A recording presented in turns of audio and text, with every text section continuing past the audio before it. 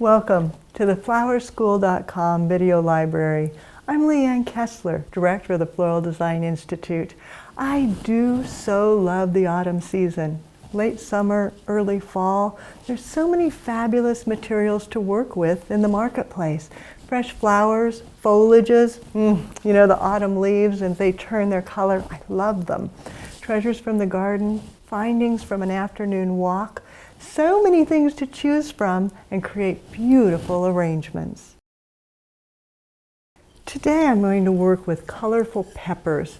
They're the perfect natural floral vessel filled with autumn-hued flowers. They're a perfect table accent for a late season picnic, a tailgate party, or casual home entertaining. The first step is determining how the peppers sit. Some will sit upright and be perfectly stable. Others need to recline. If you try to do them upright, they're just a little too wobbly.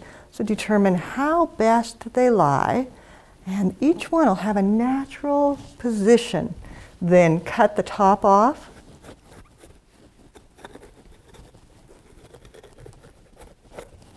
Or in something like this, you may just cut a hole in the side.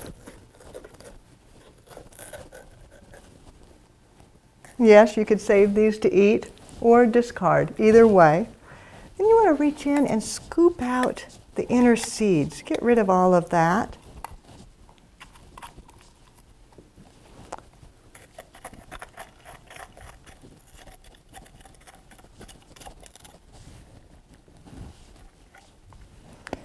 Then, to keep them fresh as long as possible, if you use a vegetable cooking spray, just anything that you would find, and spray the inside, what it does is it coats the surface and helps to delay the decaying of the produce.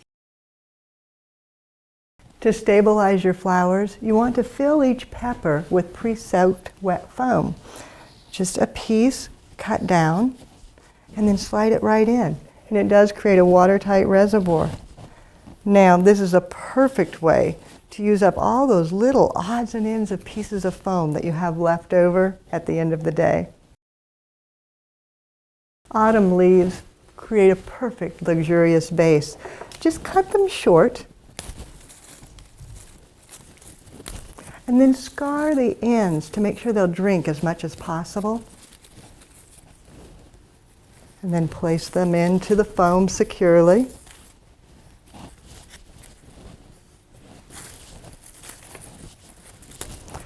Aren't those grand in that deep crimson red?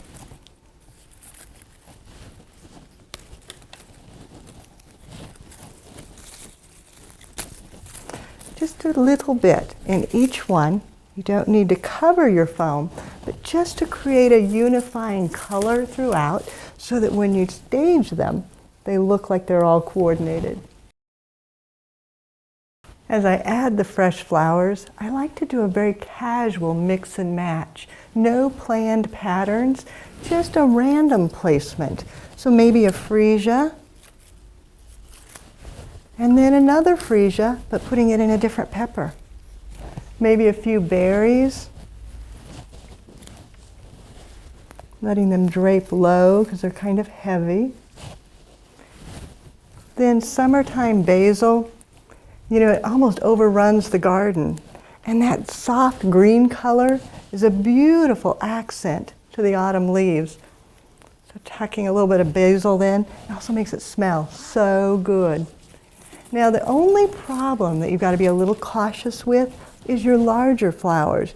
You want to think about balance because there's so much weight that they can tip the pepper over if you're not too careful. So cutting it relatively short, not letting it be too long, and then determining how it can fit in, keeping the balance, and letting it go in nice and low. That way it's not going to tip. Maybe a lily. Now it's big, but it's not as heavy, so I don't have to worry quite so much about that. Setting it in place. Then going back, maybe the buds go in a different pepper. Doesn't have to be right in the same one. A little bit of status. some wax flower. Maybe a bright orange rose.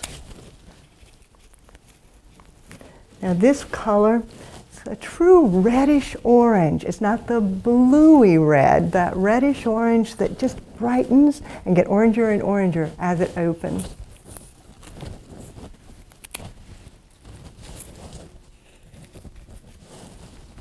Gerbera daisy. And keep working until you either run out of materials, run out of room, run out of time, whatever, that's when you're going to stop.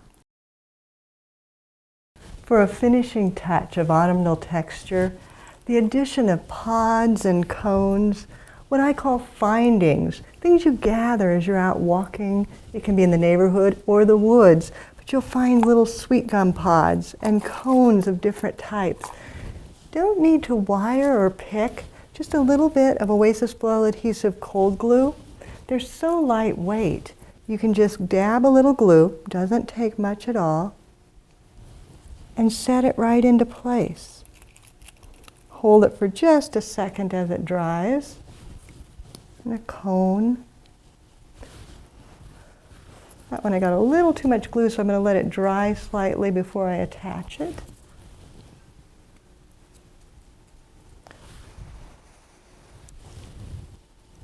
Nestling it right in place. That one's probably dry enough. Sneaking it underneath the lily petal. There we go. Another sweet gum.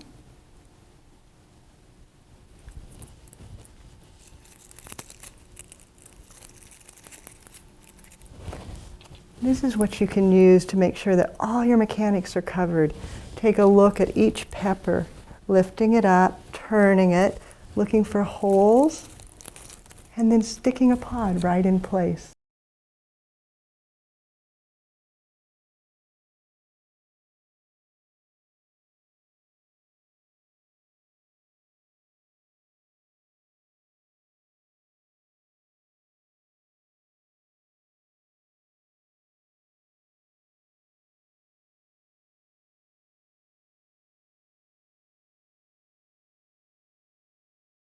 Next time you're at the grocer, gather some peppers for designing, not just for eating, 2 or 3 or a dozen.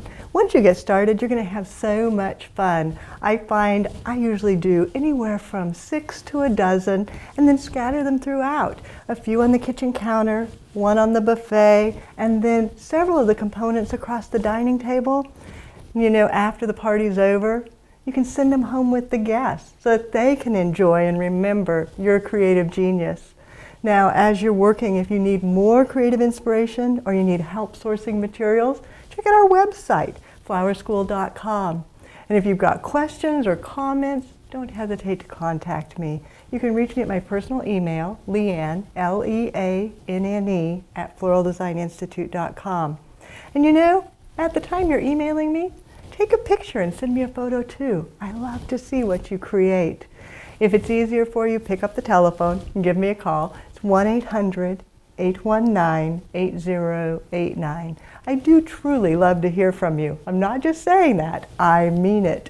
Now, it's your turn. Go shopping, get your peppers and some flowers, have fun, and do something you love.